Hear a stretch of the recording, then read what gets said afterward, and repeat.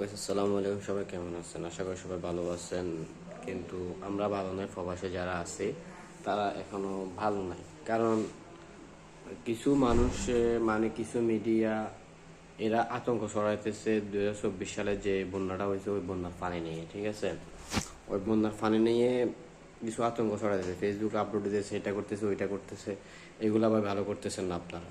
ঠিক আছে, এতটুকুও বিমানের ভিতরে পানি হয় নাই যে বন্যার মতো হয়েছে, এতটুকু পানি হয় নাই। তো আল্লাহর উপরে সবসময় নির্ভর রাখবেন। আল্লাহ যা করেন ভালোর জন্য করেন। ঠিক আছে, তো আপনারা কেন আতঙ্ক ছড়াতেছেন এরকম?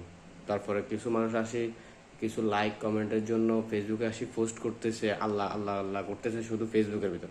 ভাই জায়নামাজ নিয়ে জায়নামাজও করেন, জায়নামাজ নিয়ে বসে জিকির করেন আল্লাহর দরবারে। আপনারা ফেসবুকে কি আল্লাহরা খুঁজে পাবেন? ফেসবুকে কি আল্লাহ আছে? আমি এটা কিছু বুঝতেছি না। মানে কি শুরু একটা করছেন আল্লাহ জানে। আপনারা এক্স্যাক্টলি যেটা আপনাদের সাথে হইতেছে ওইটাও তুলে ধরেন। ঠিক আছে, 2024 সালে যে বন্যা হয়েছে ওই এই ভিডিওগুলো আপলোড দিতেছেন আপনারা, ভিডিওটা ডাউনলোড করে আপনারা নিজের ফেসবুক পেজে আপলোড দিতেছেন, সোশ্যাল মিডিয়ার ভিতরে আপলোড দিতেছেন। তো প্রবাসীরা তো আতঙ্কের ভিতরে আছে ভাই। আজকে একদিন হয়ে গেছে আমরা এখনো বাড়িতে কথা বলতে পারি নাই। তো আপনারা কেন এরকম করতেছেন ভাই? মানুষকে ঠিকঠাক মতো থাকতে দেন। ঠিক আছে, আপনারা যেটা করতেছেন ওইগুলো ভালো করতেছেন না, এগুলা বাদ দেন ভাই। ঠিক আছে, লাইক কমেন্টের জন্য এগুলা করা ভালো না, আতঙ্কের ভিতরে রাখা মানুষদেরকে।